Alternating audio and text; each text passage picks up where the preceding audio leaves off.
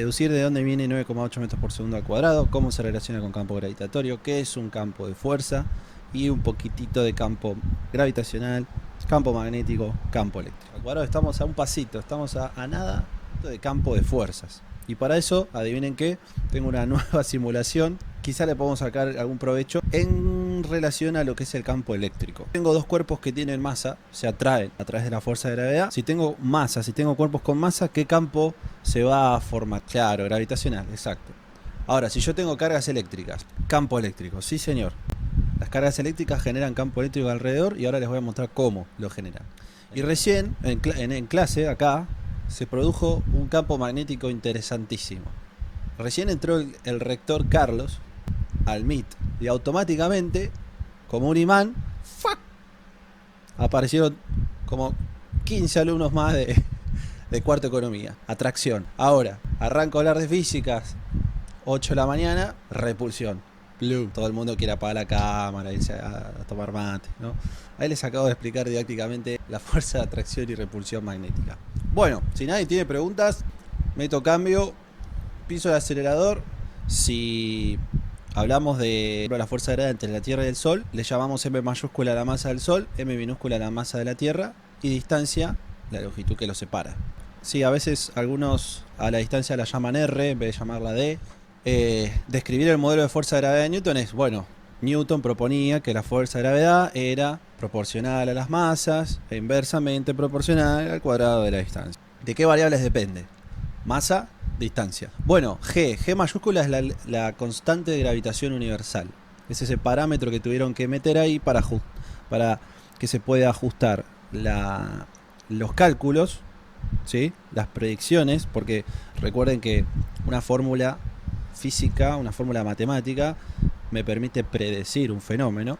Entonces, yo el lunes les mencioné a Johannes Kepler, Tycho Brahe, que eran astrónomos un poquito anteriores a la época de Newton, que habían cartografiado el cielo, habían medido las posiciones de los astros. Y entonces la fórmula matemática tiene que coincidir con lo que veo con el telescopio. Esa constante de gravitación universal es un parámetro fijo, constante, que no cambia, y que tiene un valor de 6.67 por 10 a la menos 11 newton por metro cuadrado sobre kilogramo al cuadrado. Es un valor muy pequeño. Pasaron a la página 128 si alguno fue. Este es un ejemplo. ¿A qué planeta crees que el Sol atrae con mayor intensidad? Júpiter, profe, Júpiter. Júpiter es el planeta más masivo del sistema solar, pero también saben que Júpiter está bastante lejos del Sol. ¿Qué otro podría, según Newton, entonces, competirle a Júpiter? Y Mercurio porque es el que está más cerca del Sol, supongo. Sí, señor. El más pesado contra el más cercano. Esos serían los dos extremos. El planeta más liviano y más cercano al Sol es Mercurio.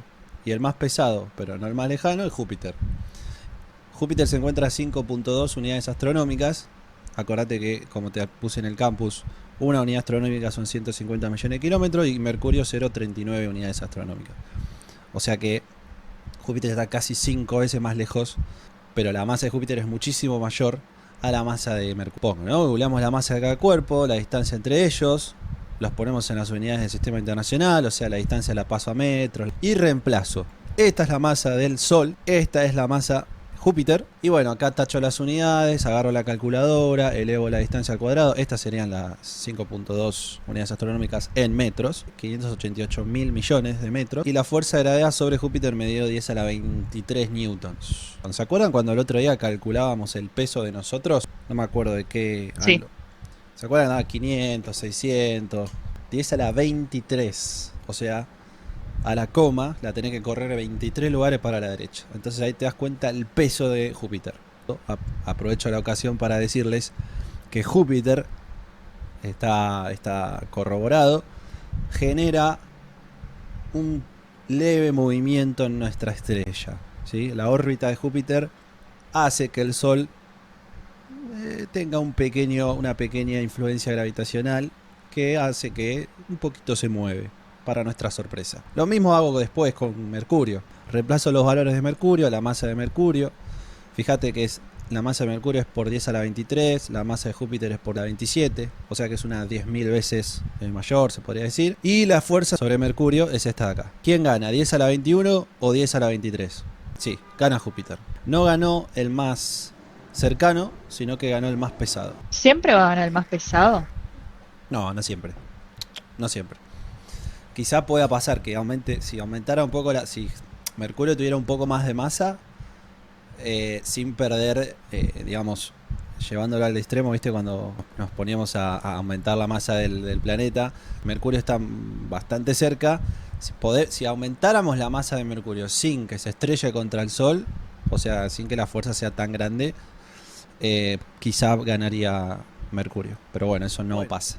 Llegó el momento de ver de dónde sale 9,8 metros por segundo al cuadrado y quiero que tengan una calculadora en mano. Una cuenta que tenemos que hacer. Calculamos la fuerza de gravedad, o vimos cómo se calcula la fuerza de gravedad sobre Júpiter y sobre Mercurio. Si quiero averiguar la fuerza de gravedad sobre la Tierra, ¿qué datos tendría que buscar? Su masa.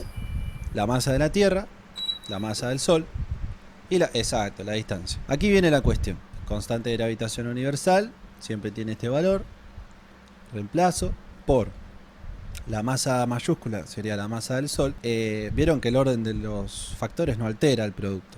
Voy a poner primero la masa de la Tierra, ahora les cuento por qué.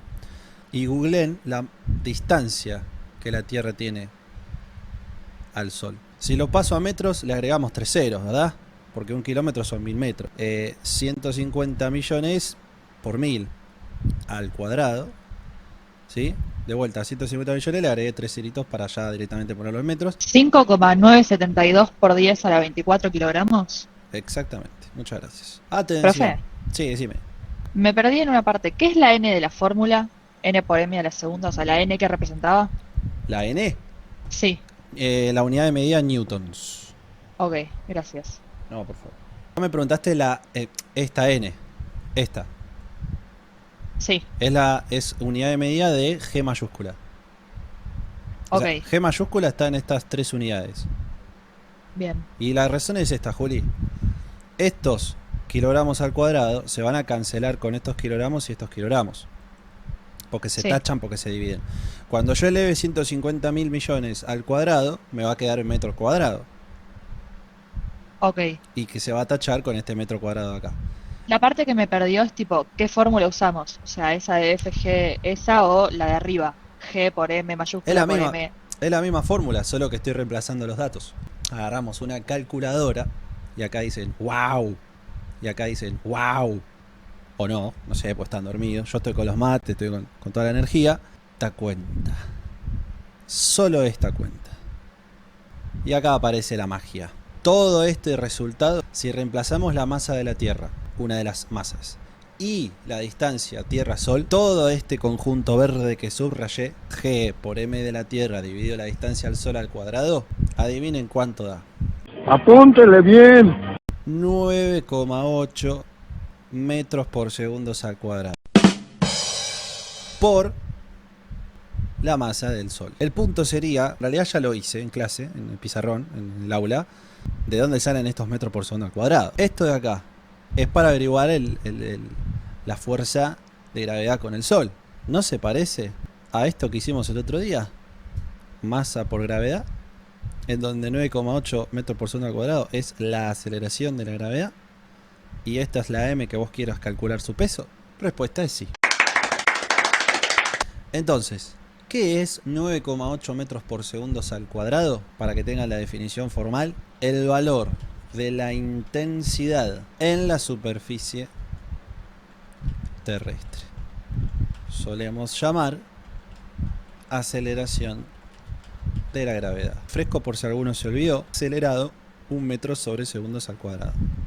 La mezcla entre newton, kilogramo, metro, bla, bla, bla, me queda metros sobre segundos al cuadrado. ¿Y qué significa 9,8 metros sobre segundos al cuadrado? Que por cada segundo que un cuerpo cae en la Tierra, cualquier cosita me frenan, porque estoy en modo monólogo, su velocidad aumenta en 9,8 metros sobre segundos. Ese es el verdadero significado de ¿por qué el 9,8, el metros sobre segundos al cuadrado? El metro sobre segundos al cuadrado es la unidad de medida de aceleración. Por cada segundo que pasa, tu velocidad aumenta 9,8 metros por segundo. En un segundo vas a tener 9,8, en 2 segundos vas a tener 19,6. Vamos con otro ejemplo para que comprendan el concepto de aceleración, que lo vamos a necesitar para Newton. Entonces yo me pregunto, ¿qué significa esto? Esto estaría buenísimo que tomen apuntes para su carpeta, ¿eh? ¿Qué significa que un autito acelera 1 metro por segundo al cuadrado? Es muy simple. Significa que luego de un segundo va a tener una velocidad, o sea, fíjate que la aceleración y la velocidad van de la mano, se relacionan. Va a tener una velocidad de 1 metro por segundo. Viste que la velocidad se mide en metros por segundo, kilómetros por hora. La aceleración se mide en metros por segundo al cuadrado, kilómetros por hora al cuadrado. Bien. Luego de 2 segundos, ¿qué velocidad va a tener? 2 metros por segundo. O sea, porque por cada segundo que pasa, su velocidad aumenta en 1 metro por segundo. Eso significa 1 metro por segundo al cuadrado. Bien. Luego de 10 segundos tendrá 10 metros por segundo. Eso porque puse el valor 1, ¿no? Bueno, con 9,8 es lo mismo. Por cada segundo, vos soltás un cuerpo, se te cayó un cuerpo, lo soltaste, cae hacia el piso. Va acelerando a 9,8 metros por segundo al cuadrado en la superficie terrestre. Bien, en la Luna es diferente, en Marte es diferente, en Júpiter es diferente. Es el ritmo de cambio de la velocidad. ¿A qué se refiere ritmo de cambio? Ritmo de cambio es la velocidad, o sea, ritmo de cambio significa tasa de cambio. Tasa de cambio, o sea, cada cuánta unidad, o sea, digamos, por unidad de tiempo, por ahí un segundo, un minuto, una hora, ¿cuánto cambia esa variable que vos estás trabajando? ¿Sí? Entonces, ritmo de cambio de velocidad sería con qué rapidez cambia la velocidad. Persona corriendo, ponele, una carrera. Suena el silbato y vos arrancás a correr, ¿no? Pero vas yendo cada vez más rápido hasta que llegás al máximo de tu velocidad. ¿Sí o no? Entonces, si vos arrancaste quieto, sonó el silbato, empezás a acelerar, ¿sí? Hasta alcanzar tu máxima velocidad y después la mantenés hasta el final de la carrera, ponele. Entre que arrancaste y llegaste a tu máximo, fuiste cambiando tu velocidad. Entonces, lo que mide la aceleración es la magnitud física vectorial que mide ese cambio. ¿Cómo cambiaste tu velocidad? Mientras que la velocidad mide cómo cambias tu posición, o sea, tu lugar en el espacio. Que si la aceleración es el ritmo de cambio de velocidad, la velocidad es el ritmo de cambio de la posición. O sea, qué tan rápido o qué tan lento, posición, cambias tu lugar. Ahora la que más nos interesa es la aceleración, porque es la que Newton propone en su segunda ley. Cómo las fuerzas provocan aceleración. ¿Sí? Es la consecuencia, es el efecto que provocan las fuerzas.